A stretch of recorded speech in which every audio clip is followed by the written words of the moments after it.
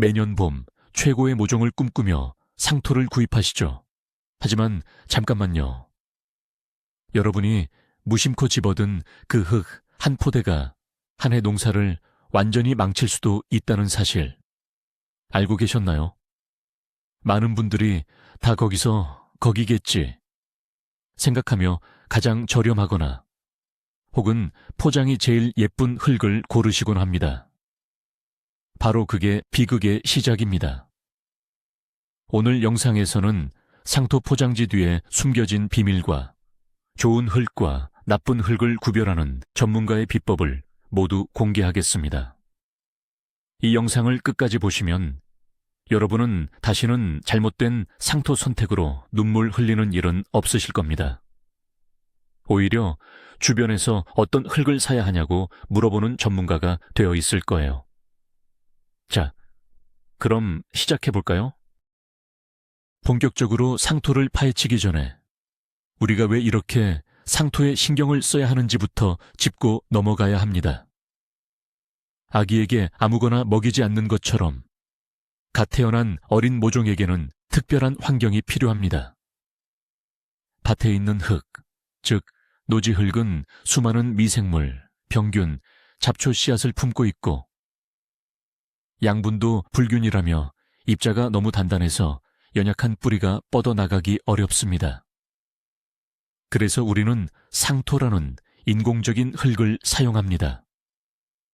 상토는 병균과 잡초 씨앗이 없는 깨끗한 상태에서 어린 식물이 필요로 하는 최적의 양분과 통기성, 보수성을 제공하기 위해 만들어진 맞춤형 분유와도 같습니다.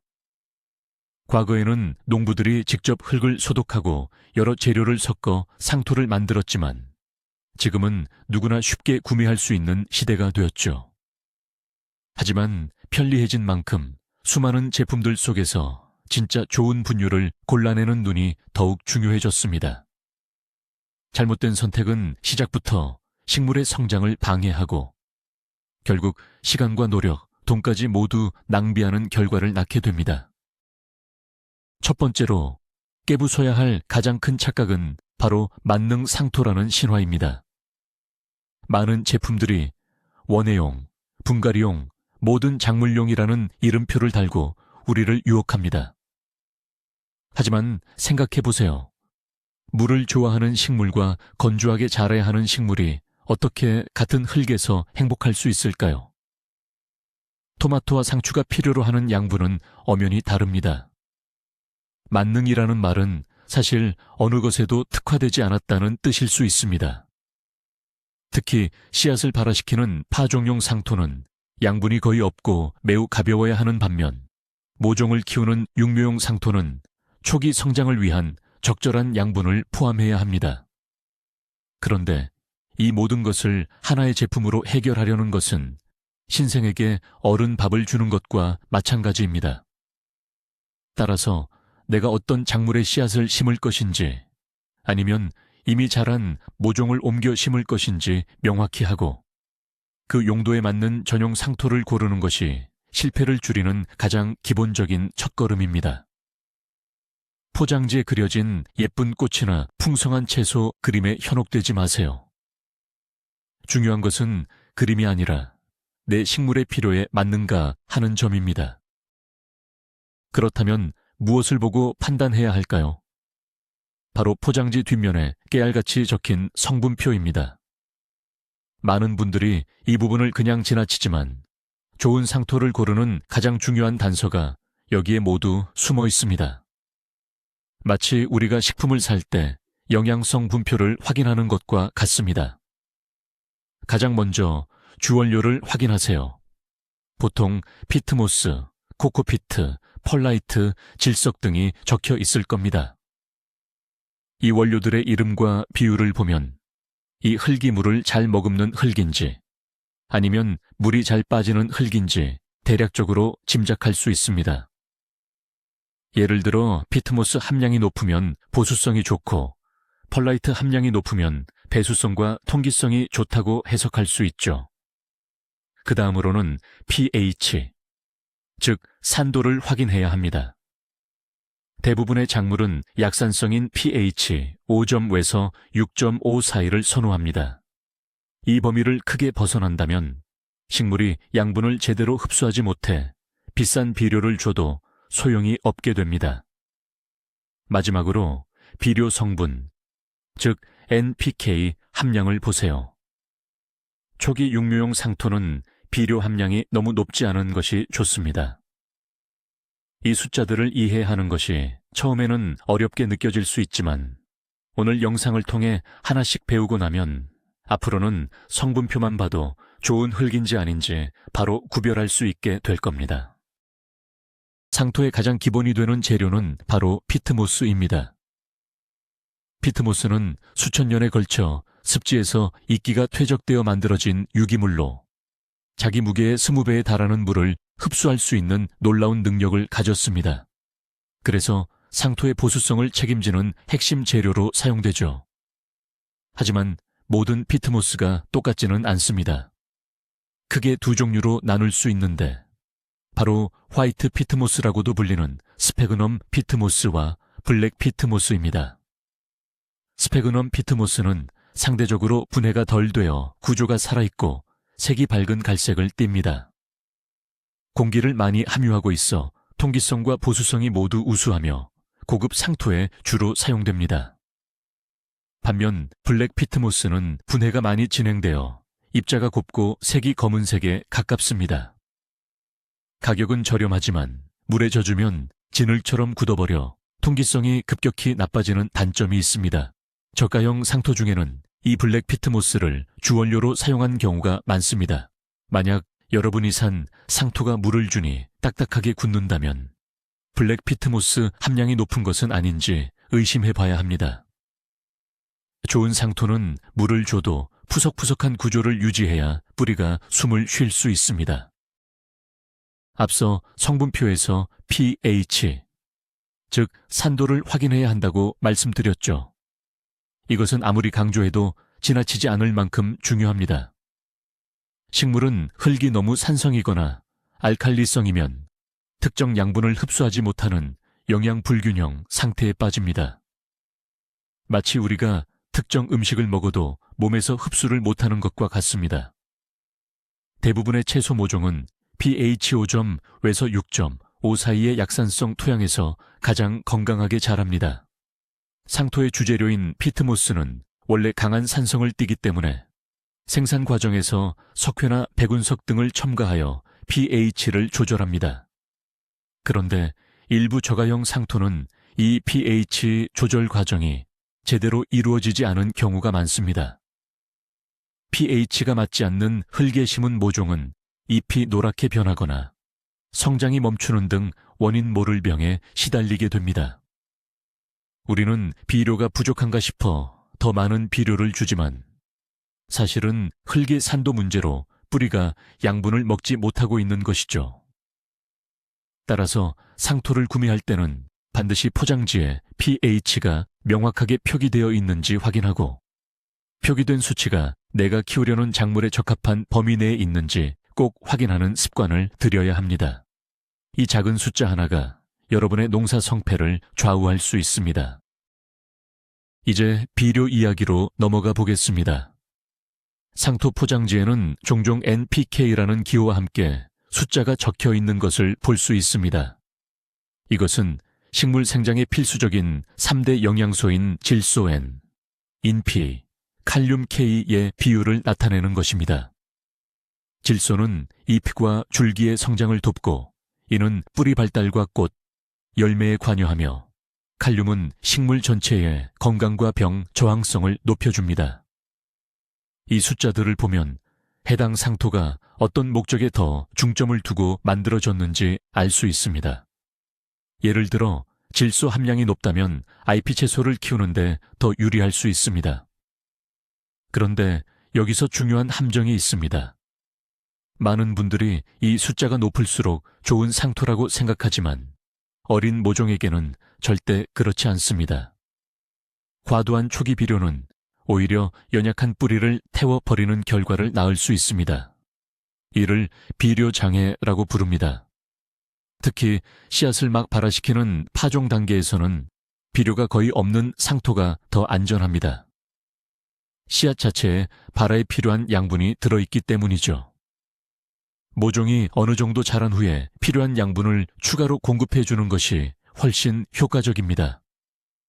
따라서 고농축 영양 같은 광고 문구에 현혹되지 마시고 육묘 초기에는 오히려 NPK 수치가 낮거나 적절하게 배합된 상토를 선택하는 것이 현명합니다. 상토를 만져보면 하얀색 작은 알갱이들이 섞여 있는 것을 볼 수 있습니다. 이것의 정체는 바로 펄라이트 또는 질석입니다. 이 둘은 상토의 물리성을 개선하는 매우 중요한 역할을 하지만 기능에는 미묘한 차이가 있습니다. 펄라이트는 진주암이라는 화산암을 고온에서 튀겨 만든 것으로 팝콘처럼 내부에 수많은 공기 구멍을 가지고 있습니다. 그래서 매우 가볍고 흙 속에 섞이면 토양 입자 사이에 공간을 만들어 물 빠짐을 좋게 하고 공기가 잘 통하게 하는, 즉 배수성과 통기성을 높이는 역할을 합니다. 과습에 약한 식물이나 뿌리 발달을 촉진해야 할 때 특히 유용합니다. 반면 질석은 운모 계열의 광물을 가열하여 팽창시킨 것으로 층상 구조를 가지고 있습니다. 이 층 사이에 물과 양분을 흡수했다가 서서히 방출하는 능력이 뛰어납니다. 즉, 보수성과 보비력을 높여주는 역할을 하죠. 물을 자주 줘야 하는 식물이나 씨앗을 파종하여 마르지 않게 유지해야 할 때 효과적입니다. 좋은 상토는 이 두 가지 재료를 작물의 특성에 맞게 적절히 배합합니다. 만약 여러분의 상토가 너무 쉽게 마른다면 질석을, 너무 축축하다면 펄라이트를 추가로 섞어주는 것만으로도 흙의 상태를 크게 개선할 수 있습니다. 최근 환경 문제로 인해 피트모스 사용을 줄이려는 움직임이 커지면서 그 대안으로 코코피트가 주목받고 있습니다. 코코피트는 코코넛 껍질을 가공하여 만든 천연 유기물로 피트모스와 유사하게 수분 보유 능력이 뛰어나고 통기성도 좋습니다. 또한 피트모스보다 분해 속도가 느려 더 오래 사용할 수 있다는 장점도 있습니다. 하지만 코코피트를 주원료로 한 상토를 고를 때는 반드시 주의해야 할 점이 있습니다. 코코넛은 바닷가에서 자라기 때문에 껍질에 염분을 많이 포함하고 있을 수 있습니다. 제대로 처리되지 않은 저품질 코코피트에는 식물 성장에 치명적인 염분이 그대로 남아있을 수 있습니다. 염분은 뿌리의 삼투압 작용을 방해하여 물과 양분 흡수를 막고 심하면 식물을 말라 죽게 만듭니다. 그래서 코코피트는 반드시 여러 번의 세척 과정을 통해 염분을 제거하는 탈염 처리를 거쳐야 합니다. 신뢰할 수 있는 제조사의 제품은 이 처리 과정을 거쳤음을 명시하지만 일부 저가 제품은 이 과정을 생략하거나 불완전하게 처리하여 문제를 일으키곤 합니다. 따라서 코코피트 기반 상토를 선택할 때는 가격이 조금 더 비싸더라도 탈염 처리가 확실하게 된 제품을 고르는 것이 매우 중요합니다. 값싼 제품을 샀다가 모종 전체를 잃는 것보다 훨씬 나은 선택입니다. 요즘 유기농, 친환경, 살아있는 흙 같은 문구를 내세운 상토 제품들이 많이 보입니다. 듣기만 해도 식물이 아주 잘 자랄 것 같은 느낌을 주죠. 이러한 제품들은 보통 화학 비료 대신 가축분 퇴비, 톱밥, 음식물 발효액 같은 유기물을 첨가하여 만들어집니다. 이론적으로는 흙 속 미생물에게 먹이를 제공하여 토양 생태계를 활성화시키는 좋은 방법입니다. 하지만 여기에는 아주 위험한 함정이 숨어 있습니다. 바로 미부숙 유기물의 문제입니다. 퇴비나 톱밥 같은 유기물은 완전히 발효되고 안정화되는 부숙 과정을 거쳐야만 식물이 사용할 수 있는 영양분이 됩니다. 만약 이 과정이 덜 끝난 미부숙 상태의 유기물이 상토에 섞여 들어가면 흙 속에서 뒤늦게 분해되기 시작합니다. 이 과정에서 유기물은 주변의 질소를 모두 빨아들이는 질소기아 현상을 일으키고 유해가스를 발생시키며 심지어 높은 열을 내뿜어 식물 뿌리를 손상시킵니다. 결국 살아있는 흙이라 믿고 샀는데 실제로는 식물을 죽이는 흙이 되어버리는 것이죠. 따라서 유기물이 함유된 상토를 고를 때는 반드시 완전히 부숙된 원료를 사용했는지, 신뢰할 수 있는 제조사의 제품인지 꼼꼼히 따져봐야 합니다. 냄새를 맡았을 때 시큼하거나 역한 냄새가 난다면 미부숙 유기물이 들어있을 확률이 높으니 피하는 것이 좋습니다. 우리가 상토를 사용하는 가장 큰 이유 중 하나는 병균과 잡초 씨앗이 없는 깨끗한 환경을 제공하기 위함입니다. 대부분의 상토 제조사들은 원료를 고온으로 살균 처리한다고 광고합니다. 하지만 이 살균 과정이 완벽하게 이루어지지 않는 경우가 생각보다 많습니다. 특히 가격이 저렴한 상토일수록 원가 절감을 위해 이 과정을 소홀히 할 가능성이 높습니다. 이런 상토에는 모종 단계에서 가장 치명적인 병 중 하나인 모잘록병을 일으키는 곰팡이균이 숨어 있을 수 있습니다. 모잘록병은 어린 모종의 줄기 아랫부분이 물러지면서 픽 쓰러져 죽게 만드는 무서운 병입니다. 또한 제대로 관리되지 않은 원료에는 다양한 잡초 씨앗이 섞여 들어갈 수 있습니다. 애지중지 키우는 모종 옆에서 정체 모를 잡초들이 더 무성하게 자라는 황당한 경험을 하게 되는 것이죠. 이는 단순히 귀찮은 문제를 넘어 잡초가 모종이 흡수해야 할 양분과 수분을 빼앗아 성장을 방해하는 심각한 결과를 초래합니다. 좋은 상토는 깨끗하고 균일하며 모종 외에 다른 어떤 것도 자라나지 않아야 합니다. 만약 구입한 상토에서 버섯이 피어오르거나 온갖 종류의 잡초가 싹 튼다면 그 제품은 다시는 구매하지 말아야 할 불량품이라는 확실한 신호입니다. 포장지에 적힌 정보들을 모두 확인했다면 이제는 직접 흙을 만져볼 차례입니다. 매장에서 샘플을 만져볼 수 있다면 가장 좋고, 그럴 수 없다면 집에 와서 개봉한 뒤에라도 반드시 손으로 흙의 상태를 확인해야 합니다. 좋은 상토는 손으로 한 줌 쥐었다 폈을 때 가볍게 뭉쳐지면서도 손가락으로 살짝 건드리면 쉽게 부서지는 특징을 가집니다.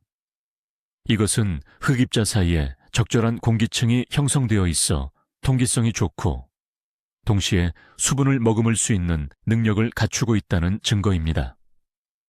반대로 손으로 쥐었을 때 단단하게 굳어버리거나 혹은 너무 푸석푸석해서 전혀 뭉쳐지지 않는 흙은 피해야 합니다.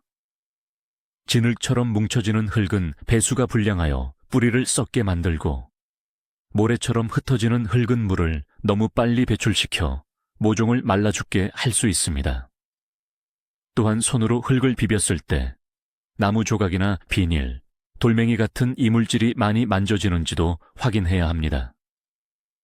이런 이물질이 많다는 것은 원료 관리가 제대로 되지 않았다는 뜻이며 뿌리가 자라는데 방해가 될 수 있습니다. 눈으로 보는 것만으로는 알 수 없는 흙의 물리적인 구조를 당신의 손은 정확하게 알려줄 수 있습니다. 손으로 질감을 확인했다면 다음은 코로 냄새를 맡아볼 차례입니다. 후각은 때로 시각보다 더 정확하게 흙의 상태를 알려주는 중요한 감각입니다. 건강하고 좋은 상토에서는 숲속 흙이나 비 온 뒤의 흙에서 나는 것과 같은 신선하고 기분 좋은 흙내음이 나야 합니다. 이 냄새는 토양 속 유익한 미생물들이 활발하게 활동하고 있다는 증거이기도 합니다. 하지만 상토 봉지를 열었을 때 만약 시큼한 식초 냄새나 암모니아 같은 역한 냄새 혹은 쿰쿰한 곰팡이 냄새가 난다면 즉시 경계해야 합니다. 시큼한 냄새는 유기물이 비정상적으로 발효, 즉 부패하고 있다는 신호일 수 있으며 이는 앞서 말한 미부숙 퇴비 문제와 관련이 있을 수 있습니다. 암모니아 냄새는 질소 성분이 과도하게 분해되면서 발생하는 것으로 식물 뿌리에 매우 해로운 가스입니다.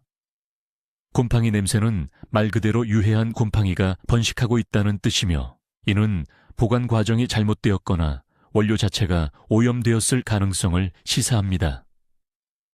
이런 냄새가 나는 흙은 절대 사용해서는 안 됩니다. 식물에게 신선한 공기가 아닌 유독 가스를 공급하는 것과 같기 때문입니다. 주저하지 말고 다른 제품을 선택하세요. 상토를 고를 때 겪는 가장 흔한 문제 중 하나는 물을 주어도 흙이 물을 흡수하지 못하고 표면에서 겉돌거나 화분 옆으로 그냥 흘러내려 버리는 현상입니다. 이것은 상토가 극도로 건조해지면서 물을 밀어내는 소수성 하이드로포빅을 띠게 되기 때문입니다. 특히 피트모스는 한번 완전히 마르면 다시 물을 흡수하기가 매우 어려운 특징을 가지고 있습니다. 이런 상토의 모종을 심고 위에서 물을 주면 겉흙만 살짝 젖고 뿌리가 있는 속흙은 전혀 젖지 않는 속마름 현상이 발생할 수 있습니다. 농부는 물을 충분히 줬다고 생각하지만 정작 식물은 물 부족으로 시들어가게 되는 것이죠. 이런 현상은 장기간 창고에 보관되어 수분이 완전히 날아간 상토에서 자주 발생합니다. 만약 구입한 상토가 물을 잘 흡수하지 못한다면 사용하기 전에 큰 대야에 흙을 붓고 물을 조금씩 부어가며 손으로 조물조물 섞어주는 사전 축축화 작업이 필요합니다. 흙 전체가 골고루 수분을 머금도록 만들어주는 것이죠. 이 작은 과정 하나가 물주기 실패를 막고 모종의 생존율을 극적으로 높여줄 수 있습니다. 상토를 처음 개봉했을 때는 공기를 많이 머금고 있어 아주 가볍고 부드러운 느낌을 줍니다. 하지만 여기에 모종을 심고 물을 여러 번 주다 보면 흙이 점점 가라앉으면서 단단하게 굳어지는 경화 현상을 경험하게 됩니다. 이것은 상토 입자가 너무 미세하거나 구조를 유지해줄 펄라이트 같은 재료가 부족할 때 주로 발생합니다. 흙이 단단하게 굳으면 입자 사이의 공기층이 사라져 뿌리가 숨을 쉴 수 없게 됩니다. 식물도 동물처럼 뿌리를 통해 호흡을 하는데 산소 공급이 차단되면 뿌리의 기능이 저하되고 결국 썩어버리게 됩니다. 또한 빽빽해진 흙은 연약한 뿌리가 뻗어나가는 것을 물리적으로 방해하여 모종이 제대로 활착하지 못하고 성장이 멈추는 원인이 됩니다. 좋은 상토는 여러 번의 물주기 후에도 딱딱하게 굳지 않고 처음에 폭신한 구조를 어느 정도 유지해야 합니다. 이를 확인하는 간단한 방법은 모종 포트에 담긴 상토를 손가락으로 살짝 눌러보는 것입니다. 만약 표면이 돌처럼 단단하게 느껴진다면 통기성에 문제가 있는 상토일 가능성이 높습니다. 이런 상토는 장기적으로 모종의 건강을 해치는 조용한 암살자와도 같습니다. 앞서 어린 모종에게는 과도한 비료가 해로울 수 있다고 말씀드렸죠. 이를 비료장애 또는 염류장애라고 하는데 특히 초보 농부들이 가장 많이 저지르는 실수 중 하나입니다. 식물이 잘 자라길 바라는 마음에 처음부터 비료 성분이 많이 들어있는 핫한 상토를 사용하는 경우입니다. 상토 속에 녹아있는 비료 성분의 농도가 너무 높으면 삼투압 현상에 의해 오히려 뿌리 속의 수분이 흙으로 빠져나가게 됩니다. 마치 소금에 절인 배추가 숨이 죽는 것과 같은 원리입니다.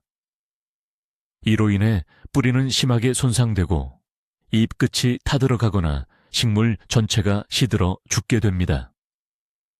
심지어 씨앗을 이런 핫한 상토에 직접 파종하면 발화 자체가 되지 않거나 싹이 나오자마자 타버리는 끔찍한 결과를 초래할 수도 있습니다. 따라서 파종용 상토는 씨앗 전용 또는 무비료 제품을 사용하는 것이 가장 안전합니다. 모종을 키우는 육묘용 상토라 할지라도 초기에는 비료 농도가 낮은 제품을 선택하고 모종이 자람에 따라 액체 비료 등을 통해 추가로 양분을 공급해주는 추비 방식이 훨씬 안전하고 효과적입니다. 과유불급, 즉 지나친 것은 미치지 못함과 같다는 말을 꼭 기억하세요. 우리는 보통 비료라고 하면 질소, 인, 칼륨, NPK만 생각하기 쉽습니다. 하지만 식물이 건강하게 자라기 위해서는 이들 못지않게 중요한 미량 원소들이 필요합니다. 칼슘, 마그네슘, 황, 철, 붕소 등이 바로 그것입니다. 이 원소들은 아주 적은 양만 필요하지만 부족할 경우 식물에 심각한 생리장애를 일으킵니다.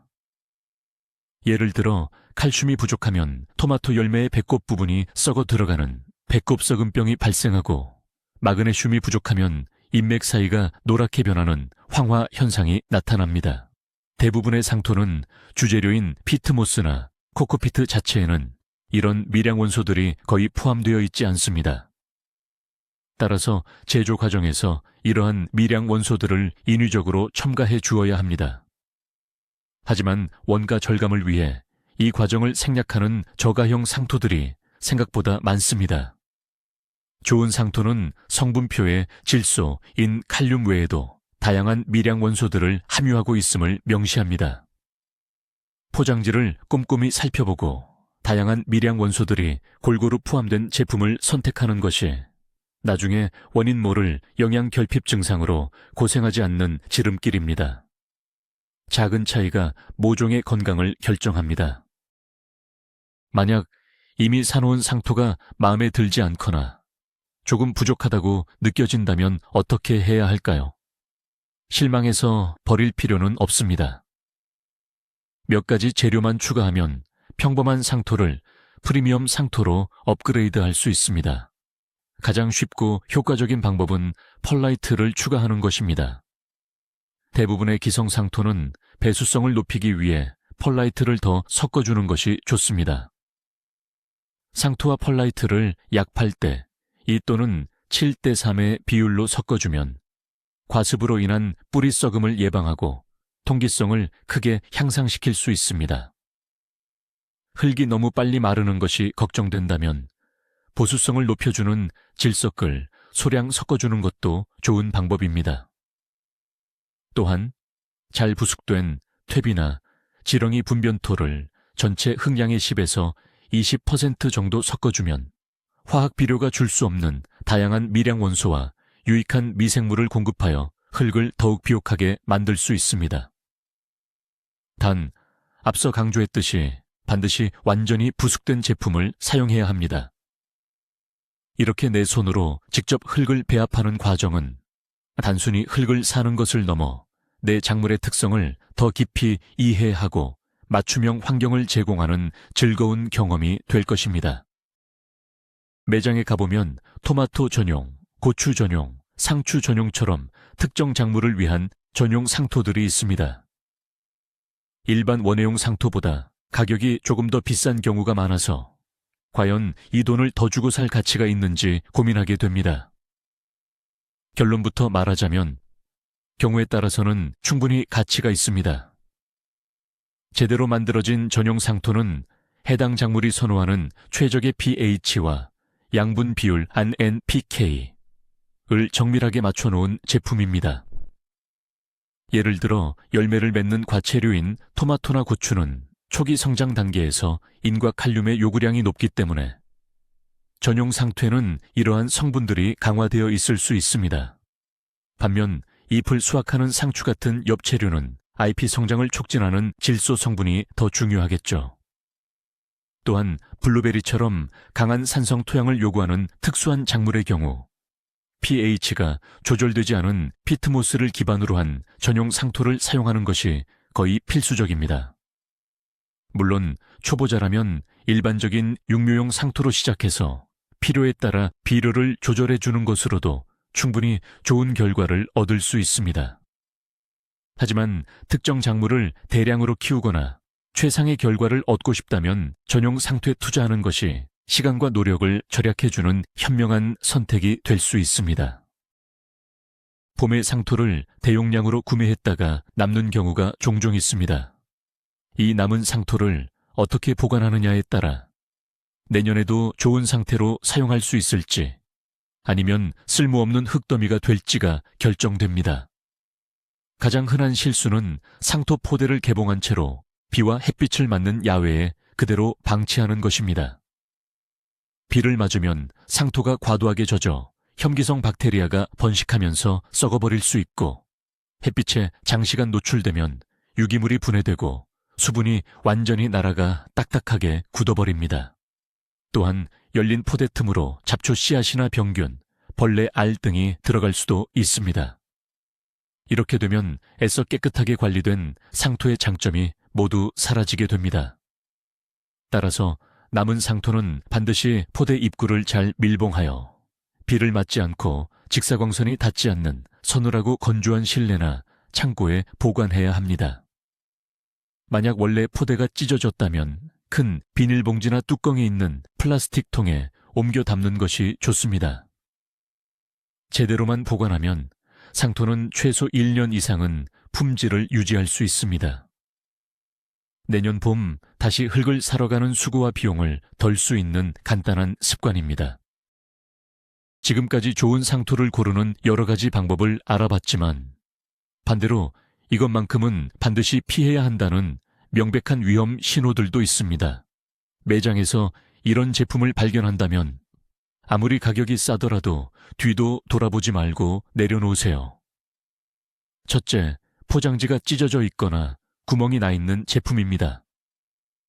앞서 말했듯이 외부 오염에 무방비로 노출되었을 가능성이 매우 높습니다. 둘째, 포대를 눌러봤을 때 돌처럼 딱딱하게 굳어 있거나 반대로 물컹하고 축축한 느낌이 드는 제품입니다. 이는 보관 상태가 매우 불량했다는 증거입니다. 셋째, 포장지에 제조일자나 유통기한 혹은 성분 표시가 명확하게 기재되어 있지 않은 제품입니다.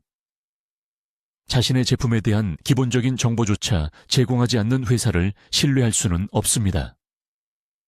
넷째, 상토에서 시큼하거나 곰팡이가 핀 것 같은 불쾌한 냄새가 새어나오는 경우입니다. 내용물이 이미 부패하고 있다는 뜻이죠. 마지막으로 상식적으로 이해하기 어려울 정도로 가격이 저렴한 제품입니다. 좋은 원료를 사용하고 제대로 된 공정을 거쳐 만든 상토는 절대 터무니없이 저렴할 수 없습니다. 싼 게 비지떡이라는 옛말은 상토 시장에서도 변함없는 진리입니다. 이런 명백한 위험 신호들만 잘 걸러내도 최악의 선택은 피할 수 있습니다. 자, 이제 여러분은 이론적으로 상토 전문가가 되셨습니다. 하지만 마지막으로 한 가지, 가장 확실한 검증 절차가 남아 있습니다. 바로 발화 테스트입니다.